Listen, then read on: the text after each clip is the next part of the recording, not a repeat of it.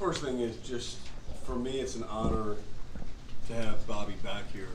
I've been a huge fan of his ever since, I've watched college basketball, and so to have that moment before the game with him and Coach K meant a lot to me, hopefully meant a lot to him, and I know for our program, just to welcome him back, everybody from the crowd, just how they responded to him was special. Thought the game was great, just to play a high-level opponent, to build on what we did last game. I saw some improvements. Obviously, the way we shot the ball in the second half was great. My biggest thing is how hard we played and how connected we were. And that's the most important thing for me. We have to continue to build. We're 0-0. This is, again, a great experience, but we have a lot to work on, a lot to build from, and we're excited for this thing to start for real. So happy to answer any questions, but I just thought tonight was a special night having Bobby Hurley here. Jon, what were your thoughts on the way you guys played defense from the very beginning of the game? Jumped out there. Much improved. Much improved. I thought between the two games, I thought we were way more connected.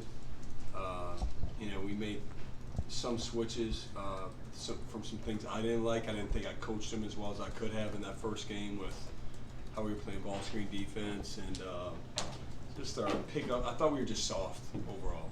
And I thought this game, the physicality, I think it shows with the points in the paint. Obviously, the rebounding, those two stats, I think, are a reflection of that.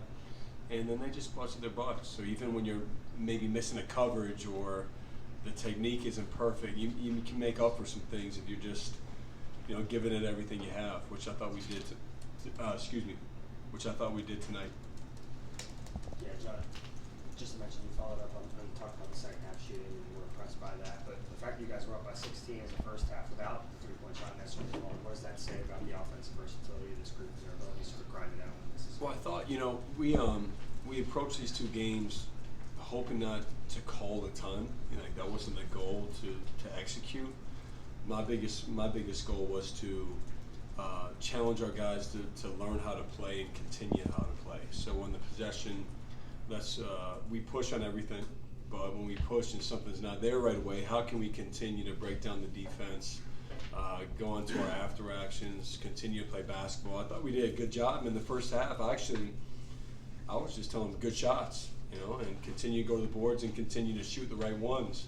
And there's probably a small segment we over dribbled, but for the most part, I thought the sharing and shot selection was great.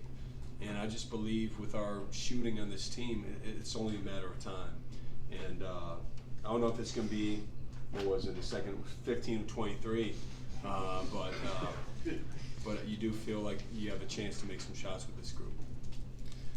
Coach, last weekend, Tyrese and Mason did pregame captain duties. But talking to Tyrese after the game tonight, he said you haven't named a captain yet. Is that something that you guys are planning on doing before the season starts, or no captains? Or We're going to see. Yeah, we'll see. Okay. I will tell you, those guys have done a terrific job with our team. Tyrese's experience, his focus on a daily basis. Mason has brought such a great energy, man. Coming from Purdue, despite all the messed up coaching he gets from Painter.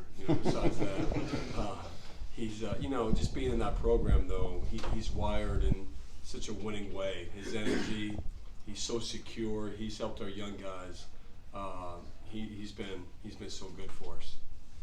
Yeah, Jon. So with Continental, what did you see in him in high school when you recruited him? And then also kind of how's that process been so far, culminating with what he did tonight? Yeah, I remember. Actually, I remember getting a text one day from my dad. Believe it or not, my dad gets the assist because somebody texted him about this kid, from the Midwest, and just an hour north of us, in Milwaukee. And I said, "Sure, Dad. I'm sure he's a good player." And then I had a chance to see Colin at NBA camp I saw film of him. And I saw him in person at NBA camp, and it's, you're not seeing him in his natural, they don't have plays there, you're playing with different guys. And it took me about 10 minutes. I said, all right, like this guy, I think he belongs at Duke. The thing that impressed me the most was his feel, but also his toughness.